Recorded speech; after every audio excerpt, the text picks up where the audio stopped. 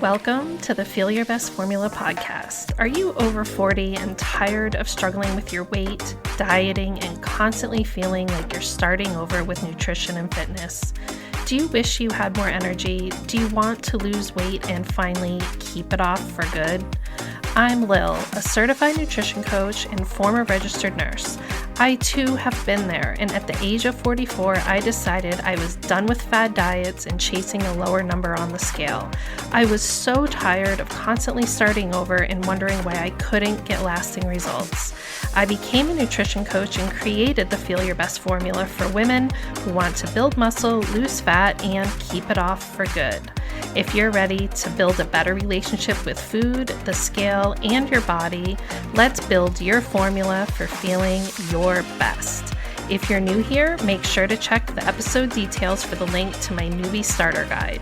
You'll receive an email straight to your inbox with everything you need to start building your Feel Your Best formula. I'm so glad you're here. Now let's dive into today's episode.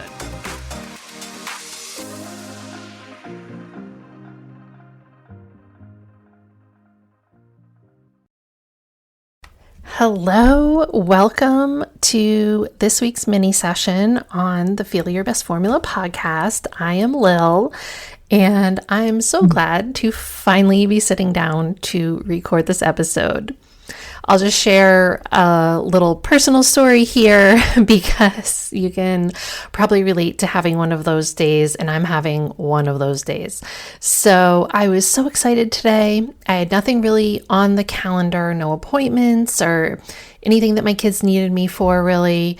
And I was so excited to have a really productive day, and I'd already mapped out everything I was going to do and time blocked. And was really excited to start my day, and I was sitting down to record this podcast. It was about probably 8:40 a.m. or something like that. I'd already done my workout, had my breakfast, done my morning routine, and yes, I'm sitting down to record this mini session. I do my sound check, my audio check, and I'm ready to start what I'm doing now. And what do you know, all of a sudden, all these alerts start going off. My phone is buzzing, my Alexa is going off, and everything is telling me there is a tornado warning. And for those of you who don't know, I live in Massachusetts, and tornadoes are not supposed to be a really common thing here, but they have been this summer with lots of watches, tornado watch, things like that. And also, you probably don't know, I actually lived in Kansas for a period of time right after nursing school, and we lived in Illinois when our boys were babies. So those were areas that had the tornado sirens, and they tested them every week, and you just kind of knew there was a chance of a tornado. Well, we don't have tornado sirens here, and so instead all the devices are going off, and it's telling me it's a warning. So a little PSA here. Difference between a watch and a warning. A watch is telling you the weather that's going on could likely, possibly, maybe turn into a tornado. A warning means there is a tornado that has been spotted from the ground, or the weather radar has located a spiral that's actually forming that they can see in the radar. Whether or not that's going to touch ground, don't know, but there's a tornado in the atmosphere. So I knew it was a warning. So I ran upstairs. My son's a teenager, so obviously he's sleeping because it's 8:40 a.m. and he doesn't have to work or anything like that.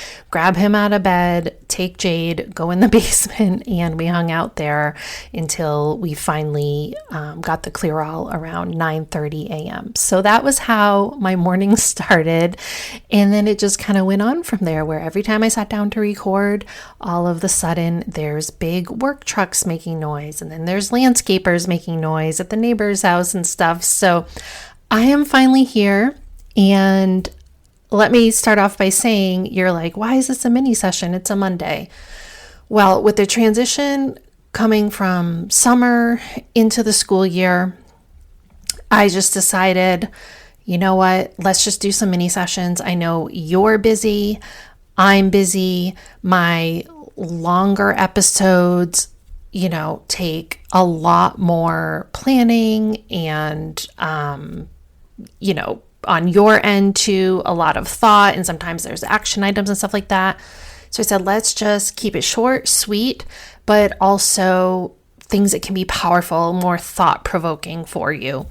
So that's what we're going to do. We're going to do mini sessions. This one, I've already been talking for 4 minutes, so this one's probably going to be a little bit longer than the upcoming ones, but I wanted to let you know there was going to be a little bit of change of format. I'm still going to be showing up here every Monday, but there's going to be a little bit shorter, and I will get back to my regular weekly podcast probably in about 4 to 6 weeks. I'll decide, but I still wanted to show up here for you, and I know how much you guys look forward to these Monday morning episodes, and it's been on my heart that there's certain things that we need to talk about, but don't necessarily warrant a deep dive. And hopefully this episode today will kick things off. Things are going to kind of be in a similar vein as what we talk about today, and they can just get you thinking a little bit differently. If you are new here, what a lot of my new listeners do is go back and just start looking at the older episodes, in particular, the episode about self-accountability, the episode about why you don't need to worry about staying on track during vacation. There's various episodes that are very popular and tend to be where people go after listening to the most recent episode. So go back, binge, listen, to more of my messaging, and I talk about things quite a bit differently than a lot of the nutrition coaches, influencers out there in the world. And I really hope that my message really helps you start feeling better and thinking about things differently, and start enjoying this idea of the fact that yes, you can nourish your body, you can eat the foods you love, and you can find that balance in your life that you are craving. And that's exactly what we're going to talk about today. We're going to talk about balance, because I know that word is thrown around a lot, especially where you hear work-life balance all the time. Or if you're a parent, that balance between taking care of yourself versus the kids. And there's always decisions that need to be made. Number one, I think it's really important to understand that you're never really going to create true balance. It is not possible to give equal attention to everything in your life at the same time. There are going to be periods in your life where your kids need most of your attention, where your work needs most of your attention, where your health and wellness needs more of your attention.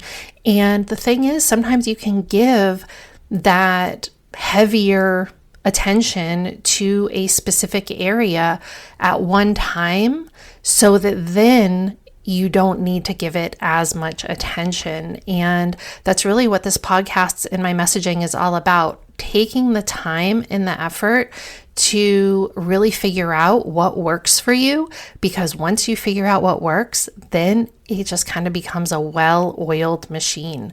But most of the diet plans out there, most of the people in the fitness and diet industry, they don't want you to educate yourself. They don't want you to understand what really works for you. And they just want to sell you their cookie cutter plan. And those types of plans certainly be a jumping off point. I have certainly spent much of my life following cookie cutter plans until I just realized one day that this wasn't working for me and I need to figure things out for myself. And that's where the Feel Your Best formula was born. That's where it came from. You can go back and listen to episode 1 and kind of hear about, this whole process. But if you're listening right now and you are over the age of 40, I'm 46 years old. And we come from an all or nothing mentality when it comes to our health and wellness. And you can't have balance when you're in that all or nothing space. You have to get honest about a few things if you're ever going to create that well-oiled machine where you do feel more balanced and you feel like you're giving the appropriate amount of time and energy to all the different aspects of your life, but especially your health and wellness. But you have to accept the fact that your habits today are going to affect your life tomorrow, the next day, decades from now. And it is a compound effect. Sure, you're going to have genetics that play a role. You could have an injury or an accident that's going to affect your health and wellness status. But at the same time, you have a responsibility to yourself to figure out how you can respond even when you have those negative things happen in your life. And you get to decide, what are you going to control? And I think that a lot of us don't realize how much control we really have, and how you respond to those unexpected things in life matter. And that compound effect is going to lead you in one direction or another over time. And if you're not intentional, you could find yourself so far in one direction, and maybe you're there right now. You're just like, how did I get here? This is not how I pictured my life. Or if you become more intentional, you can pull yourself out of that and you can move yourself in the direction that you really want to go. But you have to accept the fact that your habits have a consequence, and that ignoring your habits is probably going to leave you somewhere that you don't want to be. You also need to accept the fact that having an all or nothing mentality is just not helpful. And instead of thinking all or nothing, start thinking realistic. It's not realistic to starve yourself to get a six-pack and be the skinniest version that you are when you're going to be absolutely miserable. And being skinny and having a six-pack does not mean that you're any healthier than someone else who works out, fuels their body really well, enjoys their treats, and has a little bit slightly more body fat on their body. We have this vision that someone with a six-pack is the epitome of health. And the reality is that there's plenty of people out there with six-packs who are malnourished, starving themselves mentally and physically in a very bad place. And there's some people who just naturally, again, genetics can play a role that way, where they just don't have those struggles with their weight or their appetite that you may have inherited through your parents. So understand, you can't control everything, but there is a lot that you can control, and giving up is never an option. The mindset is truly the hardest part when we're working towards finding this balance. And like I said, accept the fact that you can be healthy without a quote unquote perfect body. You can be sexy without having a six-pack or perfectly defined legs, because the way that you feel is not about the way that you look. It's part of it, but it all starts in your mind. And we really have to move away from this idea that being skinny or the smallest version of yourself is the ultimate goal.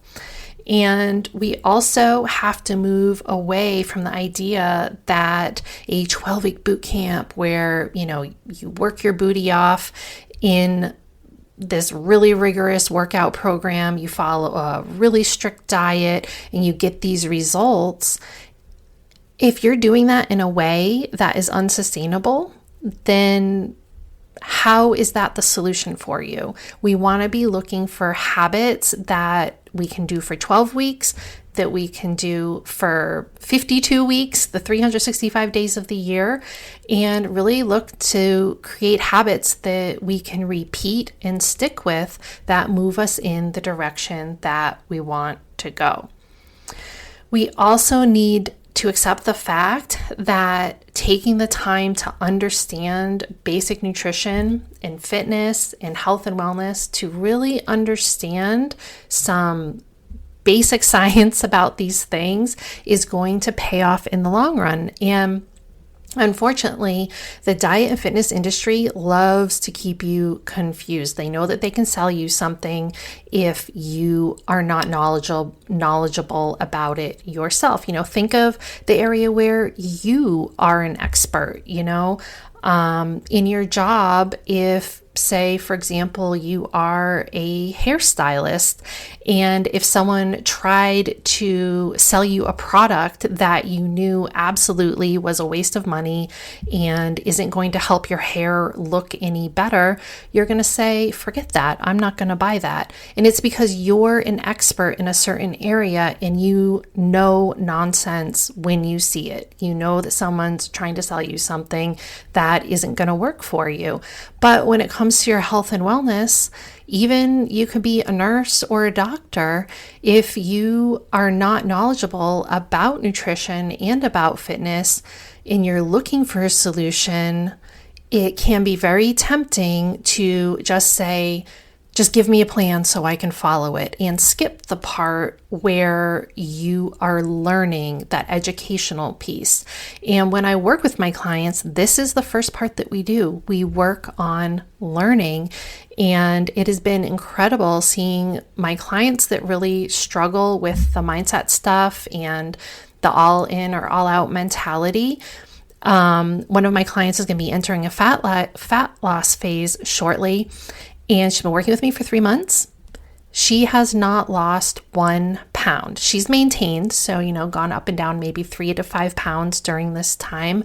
But we have spent this time where she's understanding about nutrition. She's learning what works for her. She's building these habits. She's working on her mindset. And she said to me, she feels so amazing, even though she hasn't lost any weight, because now she's empowered. And like I always say, my goal when you work with me is that when we stop working together, you're never going to have to buy another diet program again, because you are going to understand what works for you, and you're going to understand what works for you today. And you're also going to understand that if something shifts in your life, you're going to understand how to respond to that and create new habits and routines that will fit into that new season of life. And you're probably like, Lil, you're crazy. Why are you on your podcast telling me that someone's been working with you for 3 months and she hasn't lost any weight and that is successful? Well, how has it worked for the past, 20, 30 decades of your life when you've just been chasing weight loss without taking the time to learn? How is that working for you? You probably would not be listening to this podcast if it's working for you. So just some food for thought there. But you have to accept the fact that you're going to need to invest some time and energy into learning. And unfortunately, there's a lot of misinformation out there. I did put together my Demystifying Macros mini podcast where I break it all down for you and I explain macros and how weight gain, weight loss, how all of that works. So you can give yourself a little mini education by opting into my Demystifying Macros mini podcast. And there will be a link to that in the show details here. But it's not just about learning about nutrition. Like I said, it's also about learning what works for you and what foods you enjoy and the foods that you definitely want to be part of your life. For me, it's like ice cream. I have ice cream almost every single night. I love ice cream. I don't want to live in a world without ice cream, but I also want to be strong. I want to be lean. I want to feel good in my clothes. So I have figured out what that balance looks like and what I need to focus on and the decisions that I need to make. But if you don't even know how to start making those decisions in an educated way, you're never going to find that balance. And your current habits are going to lead you in a direction. It might be the direction you want to go, or it might be the direction you don't want to go, where, like I said, you just wake up one day and you're like, how did I get here? So one question to ask yourself when it comes to finding that balance for yourself, are you willing to do the work to find out what works for you? and stop putting a timeline on your results. This is so important. So often, again, we join that 12-week boot camp and we say, I'm going to lose 20 pounds in 12 weeks. Well, sure, you can do that by over-exercising and under-eating. You're going to lose 20 pounds. But instead, what if you took those 12 weeks to learn how to lose the 20 pounds over a 3 or 6 month period and then keep it off so that you never have to go back to feeling the way that you feel right now again. So this is our very first mini session. We're going to be talking about more things like that over the next few weeks, but balance.